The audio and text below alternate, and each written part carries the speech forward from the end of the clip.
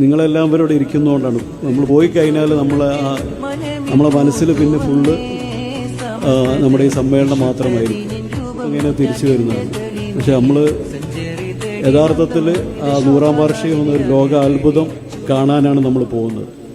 ഇന്നലെ ഉസ്താദിൻ്റെ മരണവുമായി ബന്ധപ്പെട്ട് അവിടെ പോയപ്പോൾ കുണിയയിൽ ഇബ്രാഹിം ഹാജിയുടെ ആ ഒരു സ്ഥാപനം, ആ സ്ഥലവും ഒക്കെ അവിടെയൊക്കെ വിസിറ്റ് ചെയ്തു.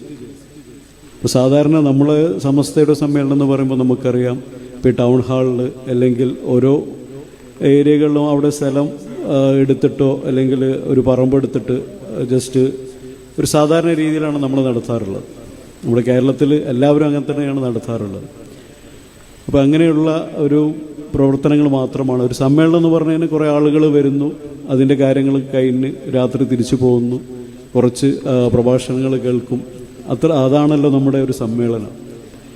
അപ്പോൾ ഞാൻ കുണിയയിൽ പോയപ്പോൾ, കാസർഗോഡ് ആ സ്ഥലത്ത് പോയപ്പോൾ മാസങ്ങളായിട്ട് ആ ഒരു സ്ഥലം, അതിൻ്റെ കോളേജ് ആവട്ടെ, അതിൻ്റെ മറ്റ് എൻവയറമെൻറ്റ് കാര്യങ്ങളാവട്ടെ ഒക്കെ വളരെ മനോഹരമായിട്ട് വളരെ അഡ്വാൻസ്ഡ് ആയിട്ടുള്ള രീതിയിൽ ചിന്തിച്ചുകൊണ്ട് അതിന് രൂപകൽപ്പന നൽകിക്കൊണ്ട് എത്ര ആളുകൾ വരുമെന്ന് നമുക്കൊന്നും അറിയില്ല. നമ്മളൊക്കെ ഇതിൻ്റെ പ്രവർത്തകരും കാര്യങ്ങളാണെങ്കിൽ കൂടിയിട്ട് ഈ സമ്മേളനത്തിൽ നമ്മൾ പ്രതീക്ഷിക്കുക ഒരു 3 ലക്ഷം 4 ലക്ഷം ആളാണ്. നമുക്ക് കൃത്യമായിട്ടൊരു കണക്ക് നമുക്കില്ല. പക്ഷേ അവിടെ കൃത്യമായിട്ട് ഹൈവേയിൽ തന്നെ ഒരു 5 ഏക്കർ സ്ഥലത്തും ഭക്ഷണത്തിനുള്ള സൗകര്യം, ഭക്ഷണം പാകം ചെയ്യാനുള്ള ഒരു 5 ഏക്കർ സ്ഥലത്താണ് പാചകം ചെയ്യുന്നത്.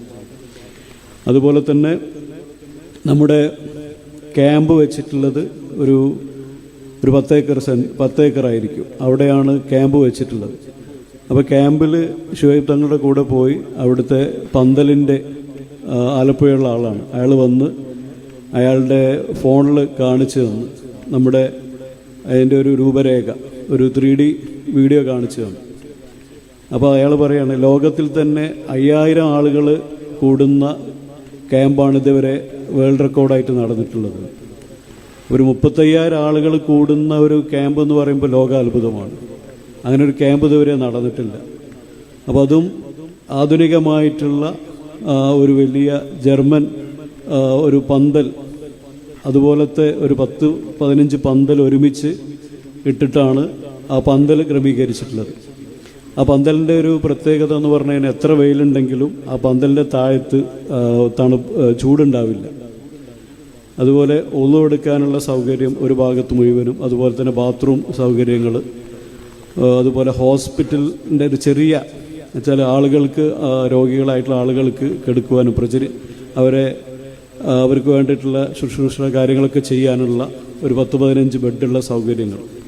അപ്പം ഇങ്ങനെ വളരെ ആധുനിക രൂപത്തിൽ തന്നെ അത് രൂപകൽപ്പന ചെയ്തിട്ടുള്ള വളരെ സിസ്റ്റമാറ്റിക് ആയിട്ടുള്ള രീതിയിലാണ് ചെയ്തിട്ടുള്ളത്.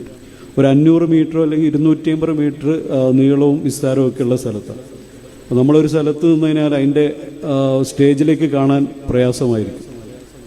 അപ്പോൾ എത്ര ആളുകൾ വന്നാലും വളരെ സുഖപ്രദമായിട്ട് അവിടെ വന്ന് ക്യാമ്പ് കണ്ട് ഇതിലൊക്കെ പങ്കെടുത്ത് പോകാൻ പറ്റും.